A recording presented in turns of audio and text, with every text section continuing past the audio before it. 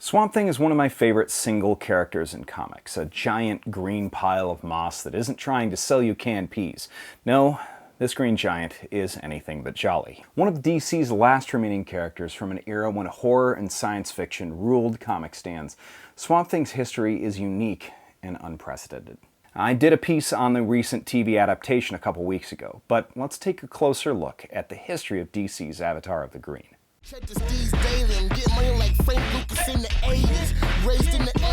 In 1970, Jerry Conway and Len Wein lived together in New York City. Now, Jerry was writing for Marvel at the time, and Len for DC. Jerry created, along with Stan Lee and Roy Thomas, a character called Man-Thing. He was a scientist who dies in a swamp trying to recreate Cap's super soldier serum, because who wasn't doing that, right? And then he became a swamp creature. Len Wein even wrote a story for that character, who debuted in May of 1971. But in July of 1971, DC debuted Swamp Thing in House of Secrets.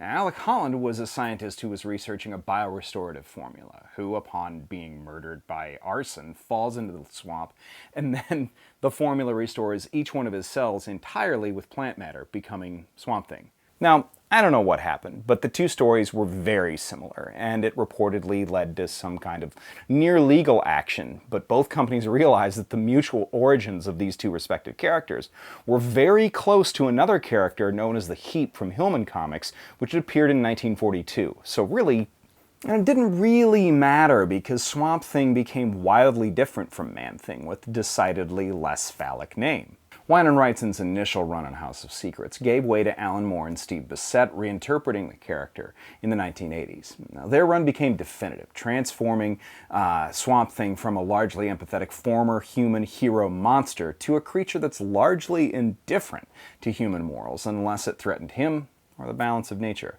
Using Swamp Thing as an impartial, increasingly amoral observer allowed Moore to create stories that examined deeper things, like the interconnectedness of life or human relationships and morality, and way more.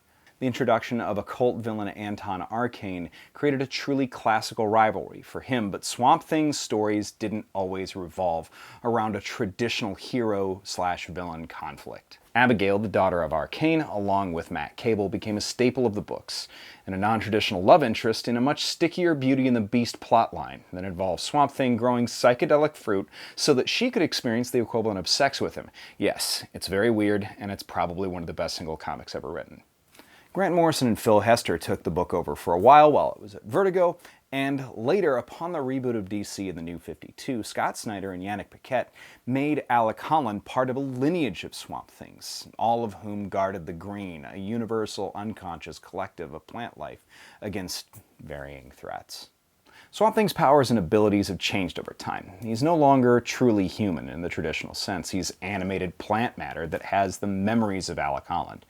So he can reform himself and dissolve himself at will. And since he has no body, he can't really die. And since he can transport his consciousness into different flora anywhere, he can and has transported himself to even other planets in the form of their native plant life. But he's still able to feel pain, to be trapped without water or plant life, weakened or debilitated through those things or through magic. But that makes him a substantially formidable foe to anything, especially when he largely considers himself beyond morality in general. How do you kill something that doesn't have Superman's moral dilemmas and lives in grass, oaks, weed, and mold?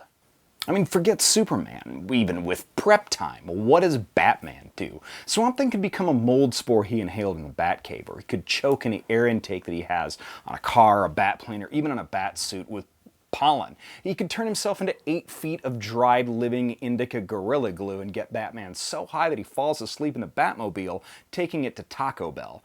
Swamp Thing is no slouch, okay? He's to be taken seriously, even though he walks with a hunch. He's an undying, indifferent Christmas wreath shaped like a human being, and hopefully, DC's show isn't the last that we see of him on the small screen or the big screen.